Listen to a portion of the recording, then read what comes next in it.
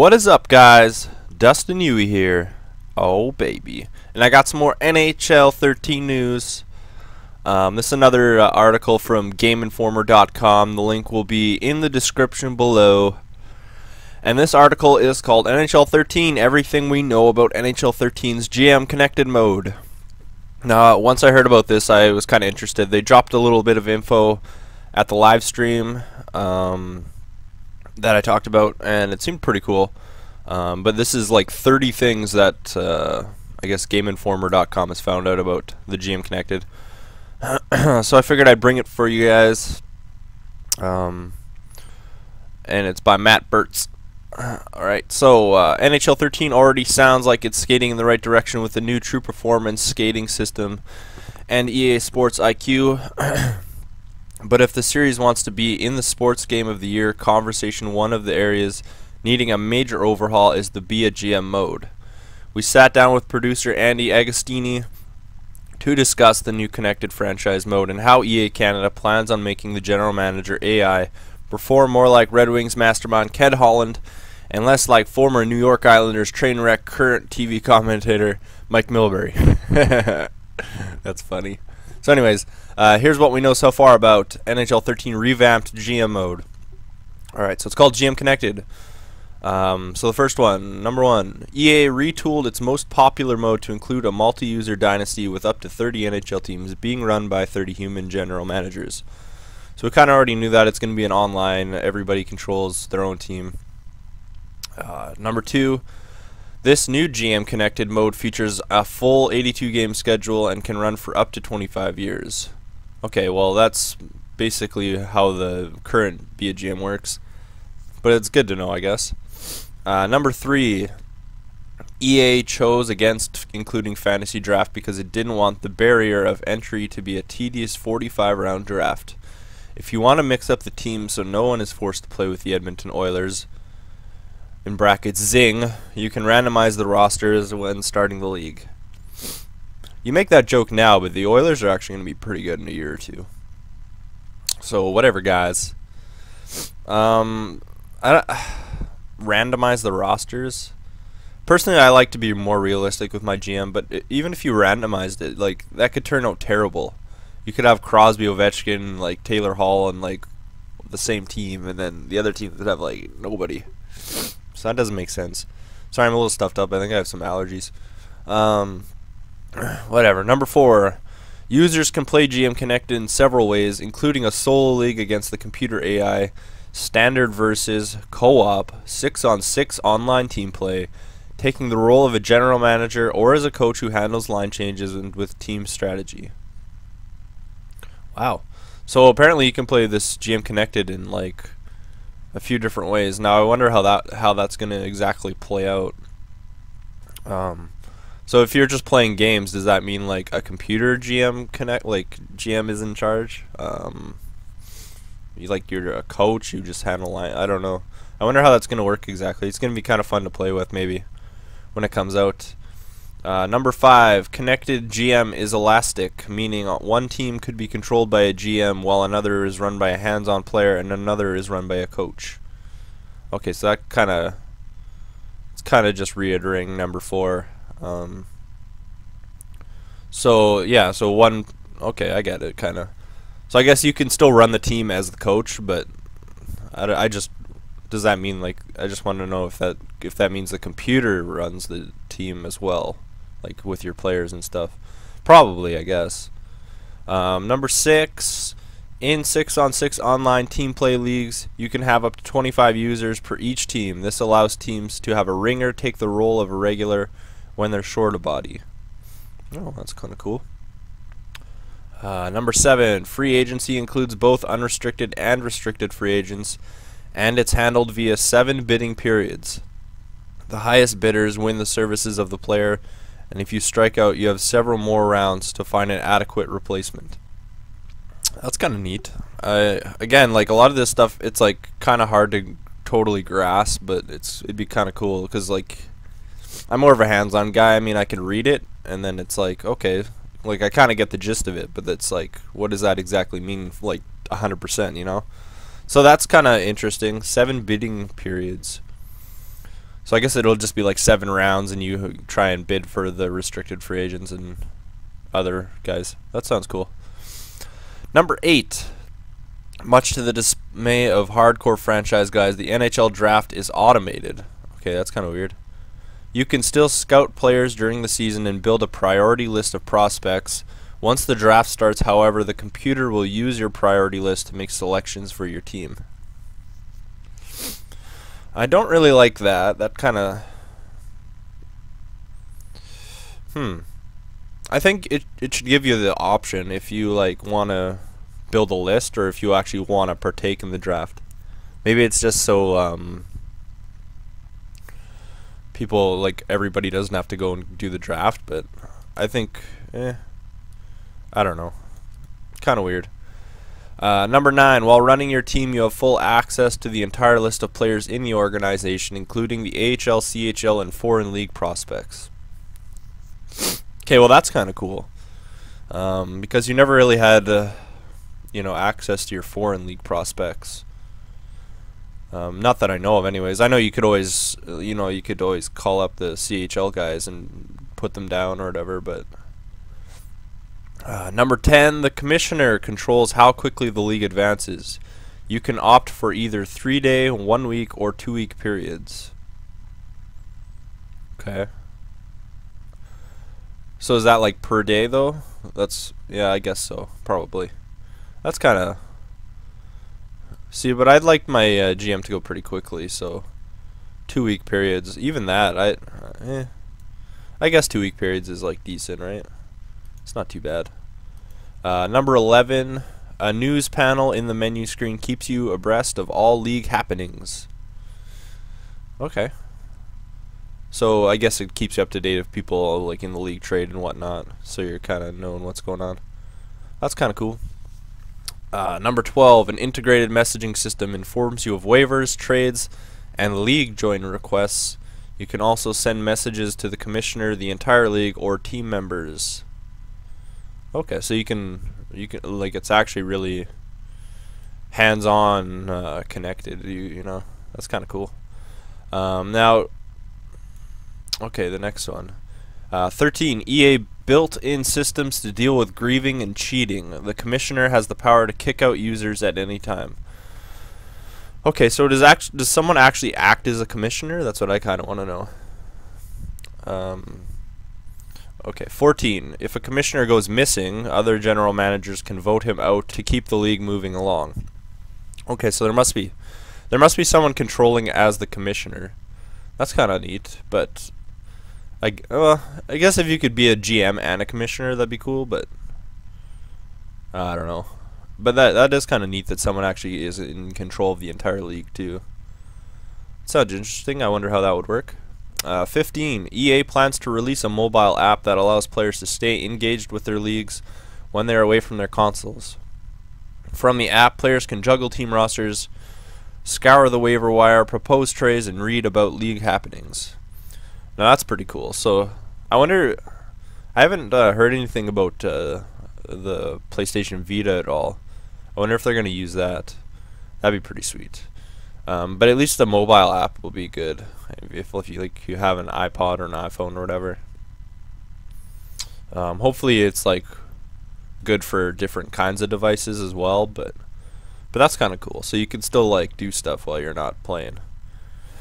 16. If you want to keep your GM experience offline, you still have that option. Doing so will allow you to make your draft selections like in past NHL games. Okay, so it's still gonna have like a BA GM where you can play offline. That's good. I don't know why they, again, like, yeah, you can do your draft while you're in offline, but you should be able to do it when you're online. That's kind of weird. Alright, the next section is called GM Brain. So I guess this is kind of like they changed the GM AI, so they act a lot differently than they used to. Alright, so 17. NHL 12 received a lot of criticism for its poor GM AI. Teams would stash veterans in the minors, propose ridiculous trades, and let top prospects leak into free agency. This year, EA is completely rebuilding the system. I agree with that to a degree. Not always would they let top prospects leak into free agency. Sometimes they did. The veterans and the minors did happen once in a while.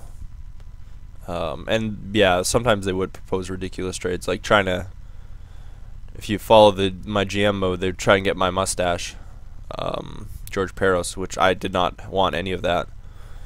Number 18, with the GM Brain AI working as the backbone for all decisions, general managers now look at their teams just like the real-world counterparts, evaluating the current and future talent and making decisions based on what will make their teams better now and a few years down the road. Okay, so they kind of actually look towards the future and not like just, oh, here's our team. Because I feel like that's kind of like how they are right now. 19. The GM Brain now catalogs players based on where they fit into their entire NHL, not just how they fit on their team. This means that while the Wild may play Devin Setaguchi on the first line because of the offensively challenged team is short on scoring talent, the GM recognizes that in reality he's more of a second line player. This places all the players on a roster in a pecking order and help inform the GM of the team weaknesses and surpluses. Okay, it's kind of neat. Number 20, because teams know what they have on their rosters relative to the rest of the league, they are smarter about making free agency signings. Last year, when a team needed a fifth goalie to be a backup in the minors, it would sign an NHL level talent to a one-way contract, then immediately try to squeeze him through waivers. This year, teams will sign a player of the appropriate skill level if all they need is a body for their AHL affiliate. Okay, that's better. Yeah, because there was always like guys going through waivers all the time for goalies. Number 21, when deciding what moves his team should make for the upcoming season, first the GM Brain determines if his team is a championship level team, a contender, a hopeful, or in a rebuilding mode. This evaluation helps set the types of trades a team is willing to engage. If a team is on the cusp of a championship, it may trade off some prospects to get a veteran who fills a weakness. If a team is in full rebuilding mode, it will be much more likely to trade off players at the tail end of their prime in exchange for prospects or draft picks. Well, that's a lot better. Because, like, yeah, for sure, throughout the GM mode, teams go through rebuilding phases where they only win, like, 15 or 20 games, and, like, they don't really do anything about it, and they kind of sit there for a few years until they get, like, I'm assuming, like, free agents and stuff, but, yeah, totally. Number 22, in NHL 12, players were primarily valued by three traits: offense, defense, and athleticism. After talking with the NHL's Central Scouting Service about how it operates, EA has changed this in NHL 13. Now GMs evaluate key areas in 6 areas, shooting, skating, puck skills, physicality, hockey sense, and defense. Okay, so that's more realistic. That sounds a lot better. Yeah, for sure, because when you're looking for a guy, you kind of want to know what his strengths are and stuff. So yeah, that looks a lot better. 23, once a team proposes a trade deal, a few days will have to pass before they will resend the offer. This allows you to come back to deals instead of being forced to take them immediately when they are proposed before the GM AI changed its mind and rescinded the offer. Okay. Before they rescind the offer. Okay, so... Alright, that's not bad. I kind of liked having to know right away if they were going to, but I guess that makes sense for them to... Like, it's more realistic if they take a few days, right? It's nice to know... I just wonder how the trade deadline's going to work. I wonder if you'll have to, like, wait around or something, or wait a couple hours, or, like, how that's going to work exactly. Maybe that'll be immediately, but I guess we'll see. 24, EA has reworked all the feedback a user receives when trying to make a trade. Now teams give you a better sense of what they're looking for and how far off your proposal is. Okay, that's good. I mean, you could kind of figure it out in NHL 12, but sometimes it was like really stupid messaging. We're not trying to trade him because he's in his prime, but he's like you know, he's a young guy or whatever, and you're like, what? Or like they're talking about not taking more one-way contracts, so you try trading 2 ways, and then they say, oh, you can't do this because we're not looking to add more veterans or whatever. So yeah, that hopefully helps.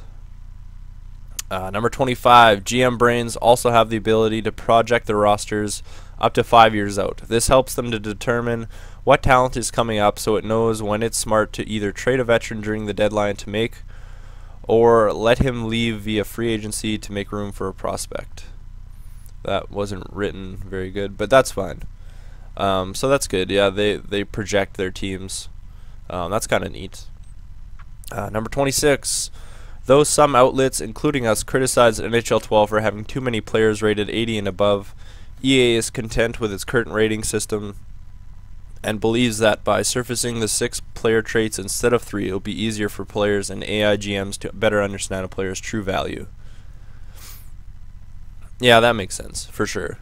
Because they could be like good in like offense, but like their defense could be totally terrible and they would still be like an 85, right? Like they could have like low, like, or I guess like mid to high 70s, but have like basically 90s in their offense, and they would have a good overall. Number 27. When making draft picks, GM brains will draft the best players available until it gets into the later rounds. Then it will start addressing positions of need. Well, that's going to be good. So hopefully, with this new system as well, it'll kind of make drafting you like actually worth it. I find like a lot of prospects get drafted, but then they don't really ever get used. Especially early on in the game. Like some obviously do, but it seems like sometimes they don't at all. And then they just kind of sit in the AHL, don't really get any experience, and then they're not even worth anything.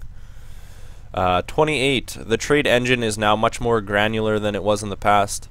If you want to tell teams you are looking for a first-line forward between the ages of 27 and 30, you can do that. The GM brains also have a much better idea of what players they are willing to trade. Alright. So that's kind of cool. It's going to give you more, kind of more of a depth to what you can look for and whatnot. That's pretty sweet. Number 29. In past NHL games, when a player went down, the AI would make wholesale line changes instead of just plugging a scratched player into the hole. Now the AI is smart enough to make individual moves without completely revamping their entire lineup. It will also make player evaluations to determine the best fit when a player goes down. A right winger may switch to center if the next center in the minor league is significantly worse. So that sounds pretty good. Yeah, that's that makes sense. So hopefully it's actually like it'll keep the game more realistic without like having tough guys on the second line and whatnot. That's pretty cool. Number 30, and the very last one.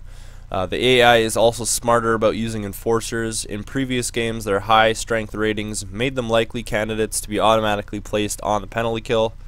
Now the AI knows that these players are specialists and will play them on and keep them off appropriate lines. So that's kind of good. Again, like the last one, they won't put like tough guys on like the PK. Hopefully it'll be more like two-way forwards. Yeah, I think that's gonna work out pretty well. So everything looks pretty good. I don't know. Honestly, I mean, it's gonna add overall. I think all these new things are gonna add a lot of depth to the be a GM. And I mean, the current GM, I mean, it is good, but it, it's missing like a whole. It seems like it's missing that little bit of depth. Hopefully, they just added more options and stuff rather than just redoing the GM AI. I mean, that's obviously important. But I'd like to see other things. I guess you could like retire player numbers and whatnot, and stuff like that. I remember one of my favorite things. It wasn't so much in an NHL game, but it was a while ago in a Madden game. I don't know if they still let you do it, but you could like relocate your team and stuff, and Not that I would want to relocate, but I mean, like, you could build like new arenas and stuff, and it was pretty cool. I mean, obviously that's more of like an owner standpoint, but I think relocation and stuff would be kind of neat if you could. And say if like the team does really terrible, like income wise for a few years, like they automatically get moved or whatever. I mean, it'd be pretty cool, and I don't think like a lot of the teams would get moved anyways, but you know, some might. Anyways, so I think that'd be pretty neat. I don't know. That's just my thoughts on what they could possibly add a little more. But yeah, so that was the article. Again, the link will be in the description below. Leave your comments and rate the video. It's very important. I like finding these, like, well, sometimes it's hard to find the articles, but I like finding them and bringing them for you guys. And obviously E3 is going on right now, so I'm going to try and keep watch for any NHL 13 news. They didn't do anything at the EA like opening show thing for them. But apparently they're just NHL 13 is just like on the floor, I guess. I don't know. But I'm gonna try and look for some of that stuff and keep up to date. And yeah, I don't know. Let me know if you guys want me to change any like the videos I bring for the backdrop kind of in the news, because it's just kind of me playing drop-ins and whatnot. And I did a club game once, but whatever. So yeah, leave comments, rate the video, and thanks for watching, guys.